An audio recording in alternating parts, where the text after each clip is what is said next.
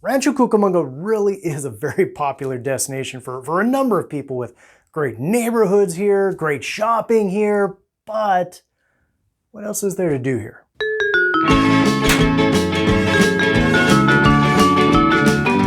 Hi, my name's Jose. I'm a realtor with RE/MAX here in the Inland Empire in Southern California. And well, if this is your first time on the channel, first of all, welcome. Always honored to have you. In fact, actually be sure to hit the subscribe button right down over here. And then also don't forget to hit the bell too. This way you never miss any future content where I talk about buying, selling, and of course, living here in the Inland Empire.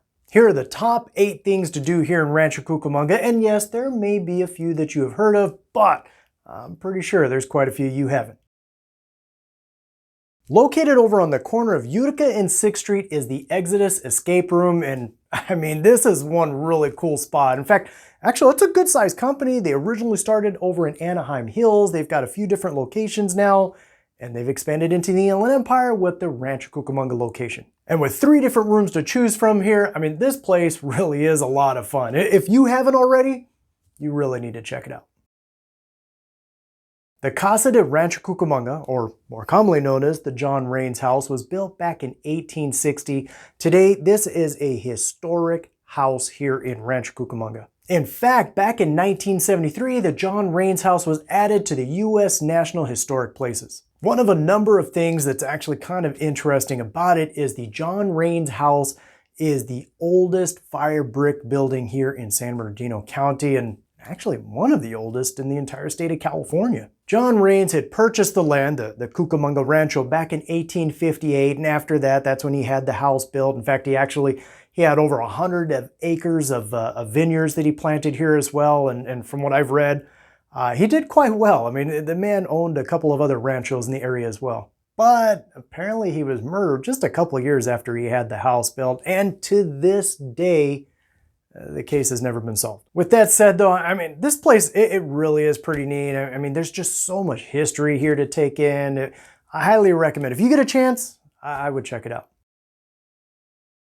You're going to find the Filippi Winery on Baseline Road, right in between Day Creek and Victoria Park. And listen to this, it dates all the way back to 1922. Yeah. That's over 100 years old. Rancho Cucamonga at one time had a number of vineyards and wineries here. However, the Filippi Winery, this is the last substantial winery here in the city. They have wine tasting here, wine for sale, and honestly quite a bit more. No, you don't have to go all the way down to Temecula for great wine because we have great wine right here in Rancho Cucamonga.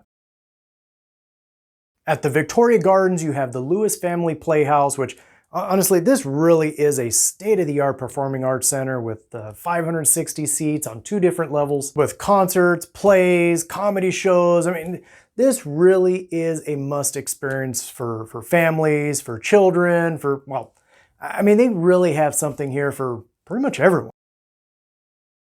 This is really neat. You have the Cucamonga service station, which is located on Foothill Boulevard, just off of Archibald Avenue. And no, this is not just another gas station here in Rancho Cucamonga. You have me going there. No, but it is really historic though. The service station, in fact, it was built back in 1915 and it stayed in operation up until 1971. This is the last surviving service station of its design along Route 66 here in the state of California. It did recently get a facelift though, and it was recently restored to its 1930s look. However, today though, it is an award-winning, nationally recognized Route 66 landmark with a public museum that's open, has a number of artifacts all on the history of Route 66. Yeah, if you love history, then this definitely is a must for you. Yeah, Rancho Cucamonga really does have quite a few parks, but one of the coolest parks here is Red Hill Park. I mean, trust me, this really is a cool park. Me personally, I would say most of the parks here in Rancho Cucamonga are all very nice. I mean, wonderful playgrounds, some very nice baseball fields, and listen, Red Hill Park, it's no exception. I mean, it has 2 very nice playgrounds here, 4 baseball fields here, and in fact, actually a covered picnic area. But it's the duck pond here that really helps make this park stand out from the others. Yeah, I mean, the duck pond here, it really is a great spot to come, sit down, watch the ducks swim around while you're eating lunch or just looking for a great spot to relax here in the city. The Pacific Electric Trail actually spans from Claremont through Rancho Cucamonga all the way out to Rialto and is approximately 21 miles in length. On a daily basis, you're usually going to find a number of people here, whether they're walking, jogging, or just going for a nice bike ride. And with a number of parks along the way, I mean, you have access to restrooms and drinking fountains, and actually, I believe there's even a few drinking fountains on the pathway itself. Me personally though, I'd probably bring my own water, especially if it's a warm day, because there really isn't a lot of shade along the way. You can access the trail honestly from pretty much any intersection here in the city, but in my opinion, a great starting point would be from the parking lot that the city put in on Foothill Boulevard just off of Vineyard Avenue. This is Rancho Cucamonga. How do I leave them out? I wonder the same thing too.